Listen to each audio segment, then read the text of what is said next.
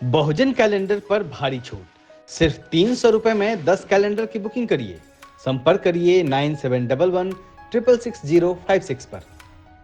चौथी समस्या, hidden charges और फीस। मैं चाहूंगा आपके माध्यम से ये नाना प्रकार के चार्जेस जो आज मैं सदन में लाया हूं, ये माननीय वित्त मंत्री जी तक पहुंचे, ताकि देश के आम आदमी की जो जेब बैंकिंग सिस्टम काट रहा है, ये उसे पता लगे, ग्राहक को भी और माननीय वित्त मंत्री जी को भी। पहला, मिनिमम बैलेंस पेनल्टी। यदि आप न्यूनतम बैलेंस नहीं रखते हैं तो 100 से 600 रुपए प्रति माह बैंक आपका काट लेता है।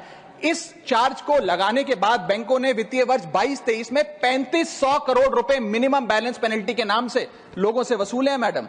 दूसरा चार्ज, एक्स्ट्रा एटीएम यूजेज। आपको एटीएम ट्रांजैक्शन के लिए 2 से 3 की मोहलत मिलती है, 2 से 3 की इजाजत मिलती है बैंकों द्वारा। अगर आप चौथा 5वां ट्रांजैक्शन कर लें तो हर ट्रांजैक्शन पे 20 रुपए एटीएम चार्ज आपको देना पड़ता है। इनएक्टिविटी फी 100 से 200 रुपए सालाना, यानी कि अगर बैंक आप बहुत ज्यादा अपना अकाउंट यूज नहीं करते हैं तो बैंक इनएक्टिविटी के नाम पे भी चार्ज लगा देता है। फिर बैंक स्टेटमेंट आप मंगवाते हैं तो बैंक स्टेटमेंट इशुएंस चार्जेस के नाम पर आपसे 50 से 100 रुपए लेता है। फिर आप कहते हैं हमें एसएमएस अलर्ट के माध्यम से मेरे बैंक के खाते में क्या आ रहा है उसकी जानकारी मिले, तो एसएमएस अलर्ट चार्जेस के नाम पर भी प्रति क्वार्टर 20 से 25 रुपए आपसे लिया जाता है। ऑनलाइन पेमेंट करेंगे एनईएफटी की तो ट्रांजैक्शन फी भी ली जाती है। जबरदस्ती आपको पहले लोन बेचते हैं और फिर उसके बाद लोन प्रोसेसिंग फी के नाम पर 1 से 3% लोन अमाउंट का काट लेते हैं। और जब आपकी किस्मत ठीक चल रही हो और आप समय से पहले अपना लोन बकाया जो है उसका भुगतान करने बैंक पहुंच जाएं तो loan pre closure charges, early payment penalty के नाम पर भी बैंक आपसे पैसा वसूलता है।